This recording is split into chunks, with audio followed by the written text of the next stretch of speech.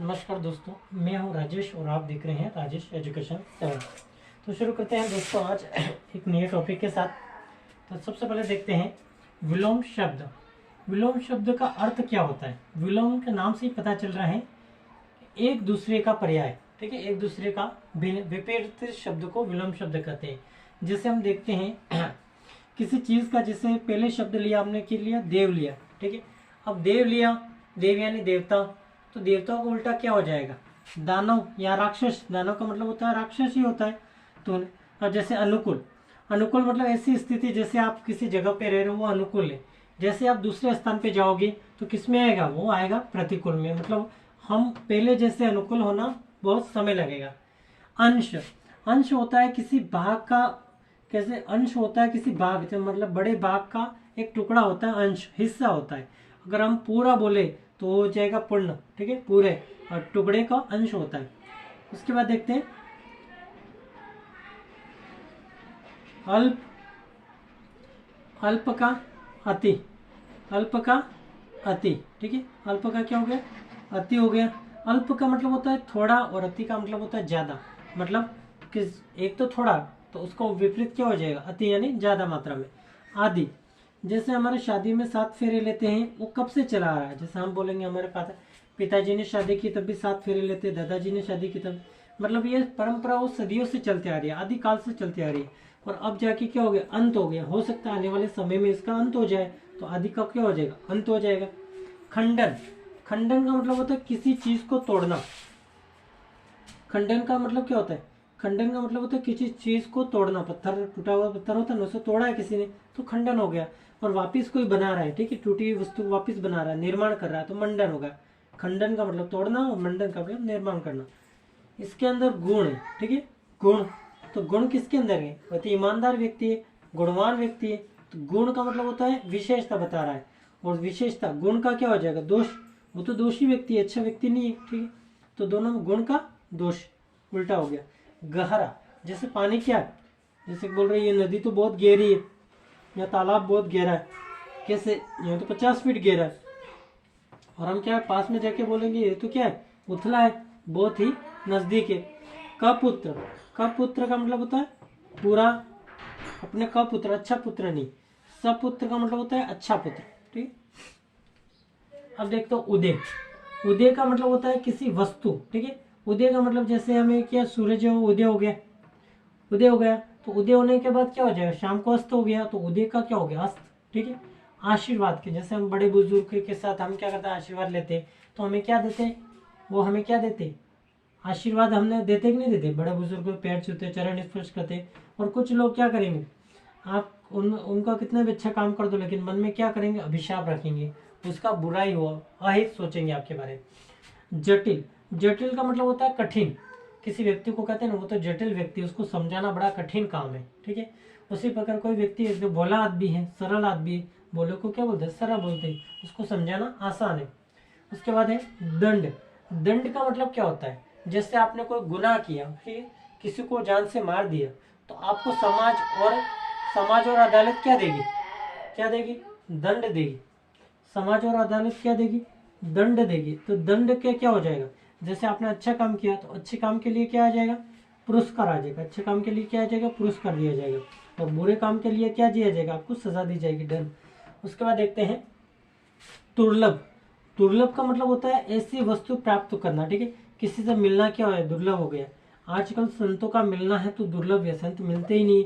तो सुलभ क्या होता है, आसानी से प्राप्त होने वाले वस्तु, आसानी से प्राप्त होने वाली वस्तु के क्या होते हैं, सुलभ कहते हैं। उसके बाद गुरु, गुरु का मतलब होता है बड़ा, ठीक है। तो उसमें गुरु का विलोम क्या हो जाएगा, बड़ा का क्या हो जाएगा, छोटा। तो जैसे गुरु का लघु, लघु यानी छोटा। मंगल, ये व्यक्ति कैसा है, ये मंगल, तो ये व्यक्ति तो मंगलकारी है। क्या बोलते हैं हम हमारी भाषा में, ये तो मंगलकारी है, मंगल है। तो मंगल यानी शुभ माना जाता है।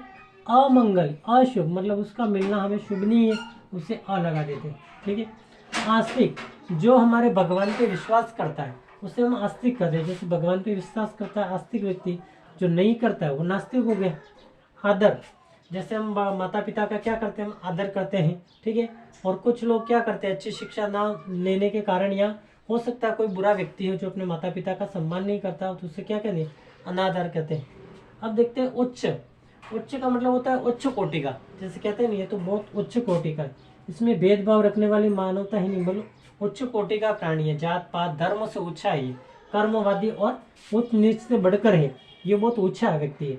और जो निम्न व्यक्ति है वो छोटी छोटी बातों के लेके अपने साथ निंदा करेगा, बहस करेगा, जिसका कोई औचित्य नहीं है, ठीक है। अब है एक। एक का मतलब होता है एक ही व्यक्ति। अब एक का विलोम क्या बन जाएगा, विपरीत क्या बनेगा, अनेक, बहुत। बंधन क्या है, बंधन किसी चीज से बंधन है, जैसे कोई पक्षी हो पिंजरे में क्या बंद है, ठीक है, बंद है वो, अगर उसको हमने आजाद कर दिया तो बंधन से उसको क्या मिल गई, मुक्ति मिल गई। क्यों, पक्षी तो का आकाश में उड़ने वाला आजाद प्राणी है, स्वतंत्र प्राणी है, और उसको क्या मिल गई, मुक्ति मिल गई, तो अब घूमने लग गया, तो बंधन से उसको क्या मिल गई, मुक्ति मिल गई। जैसे हमारा बंधन क्या है, शरीर, हम जैसे जिंदा है तो हम क्या है, अभी मानव जीवन से बंधे हुए, जैसे हम मर जाएंगे तो हमें मोक्ष की प्राप्ति होगी, मतलब एक हमारी आत्मा चली जाएगी दूसरी व्यक्ति में, तो कहते हैं कि बंधन से मुक्त हो जाएगा, हमारा जो मानव जीवन से मुक्ति मिल जाएगी। आशा। आशा का मतलब होता है ऐसा व्यक्ति जो बहुत भगवान पे और अपने कर्म पे विश्वास करता है, उसे हम आशा कहते हैं। भगवान पे और कर्म पे विश्वास करता है, क्यों, क्योंकि आशावादी व्यक्ति अचानक हार नहीं मानेगा, वो हो सकता है 10-15 बार फेल होगा, उसके बाद भी अभ्यास करेगा जिससे वो व्यक्ति सफल हो। तो आशा का क्या हो जाएगा, निराशा। और एक दूसरा व्यक्ति होता है निराशावादी व्यक्ति, जिसको सफलता नहीं मिलती और नहीं मिलने के बाद नाटक शुरू करते हैं, तो कहते हैं कि वो तो क्या निंदक व्यक्ति है, मुझसे ये नहीं हुआ वो नहीं हुआ, नाटक करता है, उसे कहते हैं निराशावादी। उसमें तो कोई व्यक्ति, वो तो निराशावादी व्यक्ति बन गया, उसको तो कुछ भी काम करो लेकिन वो निराशा ही ढूंढेगा। और दूसरी है बंजर। बंजर का मतलब होता है ऐसी भूमि जिसमें हम अनाज तो बोते हैं, जैसे हमने अनाज बो दिया ही, ठीक है, अनाज तो बो दिए, लेकिन अनाज बोने के बाद भी फसल नहीं होती, उस भूमि में कोई फसल नहीं होती, उसे बंजर कहते हैं। और जिस भूमि में फसल होती कहते हैं उर्वर कहते हैं। एकाग्र। एकाग्र, एकाग्र किसे कहते हैं, कोई अपने लक्ष्य के प्रति एकाग्र हो, ठीक है, उसे कहते हैं एक ही निश्चय किया उसने कि मुझे ये काम करना है, उसे कहते हैं लक्ष्य के प्रति एकाग्र है। और चंचल उसे कहते हैं जो व्यक्ति अपने लक्ष्य के प्रति क्या है, विपरीत है, उसको कोई भरोसा नहीं, बोलता था है लेकिन वो उस पर काम नहीं करता है, हो सकता है बार बार कह रहा मुझे ये कर दूंगा, ये नहीं हो जाएगा, वो कर दूंगा, उसका मन कैसा बन गया, चंचल बन गया, किसी एक पे टिक नहीं पाया, एक लक्ष्य पे टिक नहीं पाया, उसे हम कहते हैं चंचल कहते हैं। और एकाग्र कहते हैं एक ही व्यक्ति, मतलब एक ही लक्ष्य को साधने वाला व्यक्ति एकाग्रवादी व्यक्ति होता है। और चंचल व्यक्ति होता है जिसका मन बार बार विचलित होता है, किसी एक जगह अपने लक्ष्य पर निर्धारित नहीं होता है।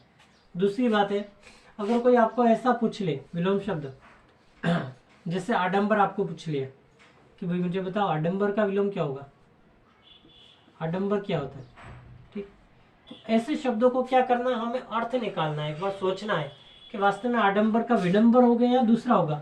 आडंबर कहते हैं ऐसा व्यक्ति जिसकी दिनचर्या अच्छी ना हो, मतलब खाने के समय पे सोता है और सोने के समय पे खाता है, और ठीक है, उसका अस्त व्यस्त जिंदगी, कुछ ठिकाना नहीं, रात को कब खाता है, कब सोता है, कहाँ जाता है, क्या करता है, उसकी जिंदगी तो कहते हैं आडंबर बन गया है, उसका तो कहीं कुछ ठिकाना ही नहीं है।